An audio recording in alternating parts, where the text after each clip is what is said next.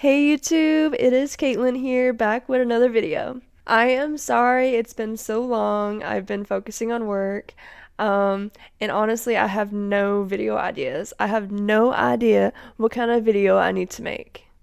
But I do have random ideas, and this is one of them. So I'm gonna call this a video called My Top 10 Favorite Story Games. So when I say top 10 favorite story games, these are all going to be games that I would want to play again, or games that I have played again already. But these games hold a special place in my heart. They're not in any order because I don't know what order they would be in. I love these games like pretty much to the same extent for their own reason, you know? So I'll tell you what each one is, and I'll tell you the reason why I like it and why they're my favorite.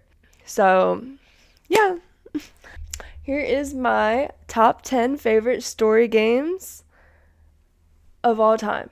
Now, a little context here. I've been playing video games since I was probably as early as 5 years old. I've always enjoyed gaming, and it's been a part of my life my entire life. Let's get into it. One, The Last of Us. Last of Us would probably be near the better end because that game, it really changed how I viewed story games. And there wasn't really much I played and knew about story games because games back then didn't have the best of graphics compared to now, so I didn't really get immersed into stories as much back then. But this game really made me feel something. Like I really felt close to them. And I was just 9 years old when this came out. And to this day, I'm 25 now. 16 years later, this game has made a good impact on my life still. Like they created a show. The season 2 is coming out in April, and it's just, I think it's a beautiful story. Okay, it really is. I'm not gonna spoil anything, of course, but if you know the game, then you just know what I mean. It's a beautiful story. But I like how it's realistic in a way, how people are. I love the way the controls are in that game. I love sneaking around. I love playing it on the hardest mode, grounded mode.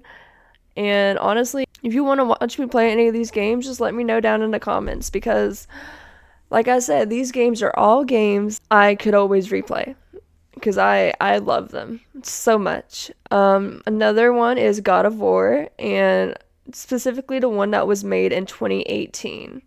It was the first God of War I've ever played, and I didn't really know what to think of it. I just thought like, it looks good. I don't really know how I feel about it, but I'll try it. And then I really got into it. The graphics in that game is beautiful, amazing. And the story between a father and son, beautiful too. I just love it. Um, I love a good game that can show emotion through its cutscenes. It's like you're watching a movie. Games like that really catch my attention. You'll notice a trend in that because the story games I have all have like a lot of emotion in their cutscenes to the point where it's just you really feel close to these characters, you know? So God of War, I liked it because of the story between a father and son. The fighting in that game's honestly so rewarding. It feels amazing getting that hit in, you know what I mean? Like it feels amazing. It really felt immersive and I really enjoyed it. For number 3, Fallout 3. I did that for 3 because it had 3 in its name. Fallout 3 came out in 2009, I think, and that game really changed the way games were for me too. That game, it's not really, it has a story. That's why it's part of this. It has a story in the game, but it's not focused on a linear story. Like there's many hats you can take in Fallout 3. You can be a good guy, a bad guy, a neutral guy. You could be You could have any ending you want in a story. You can go anywhere you want in the entire world, and you just basically just keep exploring and uncovering secrets. And I love that. The story it's amazing, trying to find your dad in the story. Um, the fighting, the exploring, the it's a very open world game. And it really, I think that's the first game that was ever open world I played and really got me into it, you know? You know how they do remakes on everything these days? I wish they would make a Fallout 3 or a Fallout New Vegas remastered version. I got into it so much, like, I would watch YouTube videos about it, like, the story behind this, the story behind this, blah, blah, blah. Like, I would always find out new secrets every day, and then I would, like, go on the game and find it out myself, too. It was just, the game kept it interesting. It was a very interesting game, and I love it to this day still. 4 would be like Resident Evil 4, and I put that as number 4 also because it had 4 in its name. Mind blown, right? They kept everything that was in the original and just made it 20 times better in the remake. That's what that did. And I say it was a good story because it really made me realize how much I loved Resident Evil 4. Like, I knew I loved it, but it really opened my eyes to how much I really loved it because I didn't know how much I needed a Resident Evil 4 remake until I played it. I remember I was like so into the game, I would like try to find ways to like speed run through. So I would like play it with like my AirPods in, and I would like listen to Suicide Boys or like Ghostmain or anything like that, Dark Trap.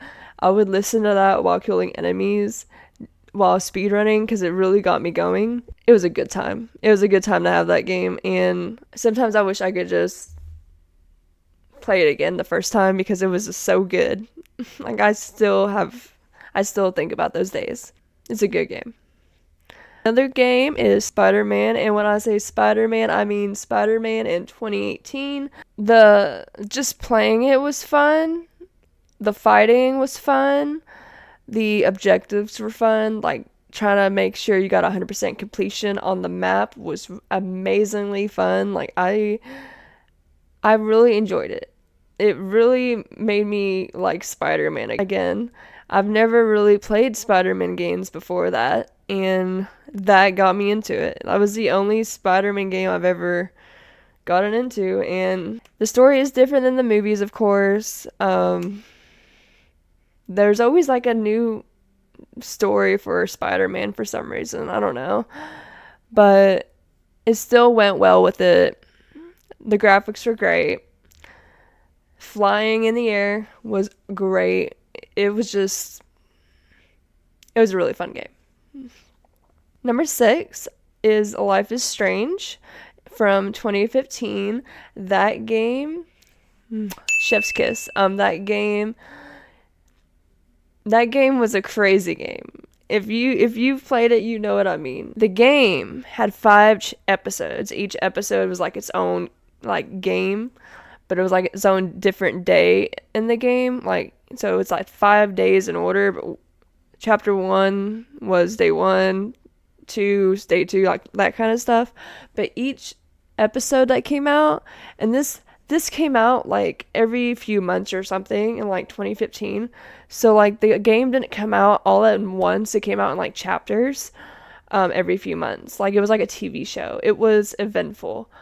And I remember it was really cool. Like, what you find out, the secrets you find out. I'm not going to say anything, of course, but it's mind-blowing what you find out in that game. I love the relationship between Max and Chloe. To this day, if like I still listen to songs from that playlist of the game. It's so relaxing. The music is so calming, and I just love it. Like, you get choices in that game too. It's not just a linear story completely, because you do have options. You get the rewind time, and I think it's really cool concept that no one ever does in a game ever. The story is beautiful. It's very sad too. It's a good story between a friendship between 2 girls. It's a really good game, and I would suggest it for anyone. 7 is Uncharted 4: A Thief's End. This game came out in like 2017, I think, around there. This is the first Uncharted game I've ever played, so I didn't know what to expect. And when I did try it, I was blown away by the graphics and the story and the exploring, the fighting. It's basically just an action adventure movie, but in a game.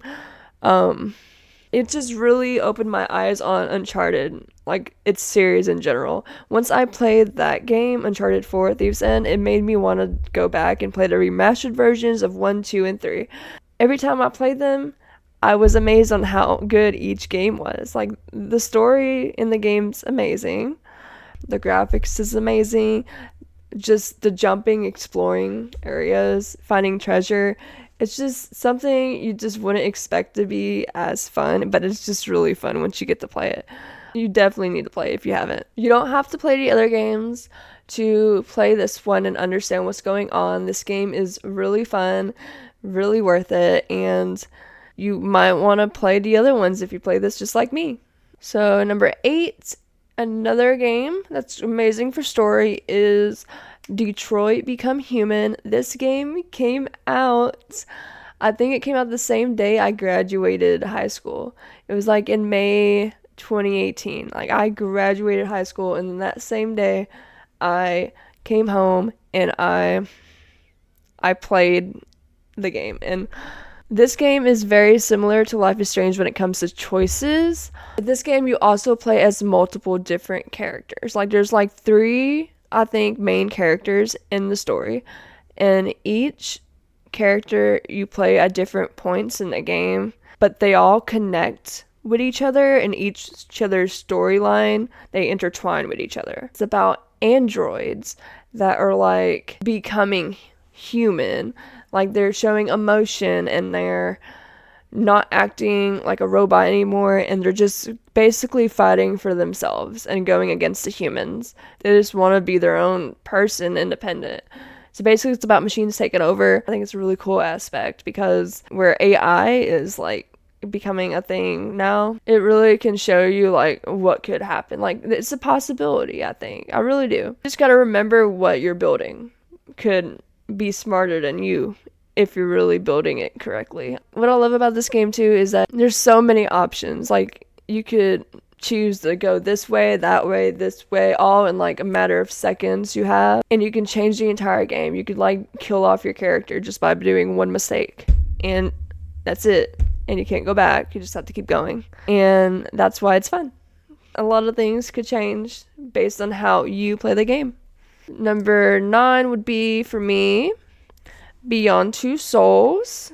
This was made in 2013. So this came out on the PS3. I was 13, 14 years old when this came out. This game's very similar to Life is Strange when it comes to choices, and this game's also similar to Detroit Become Human when it comes to choices. Beyond Two Souls, I think that's the same people that made Detroit Become Human. I think they made Beyond Two Souls too. This is a really good movie aspect kind of game. I think William Dafoe, he is a main character in this game. They use facial like movements while making the game too, to make it more realistic. Elliot Page is in it.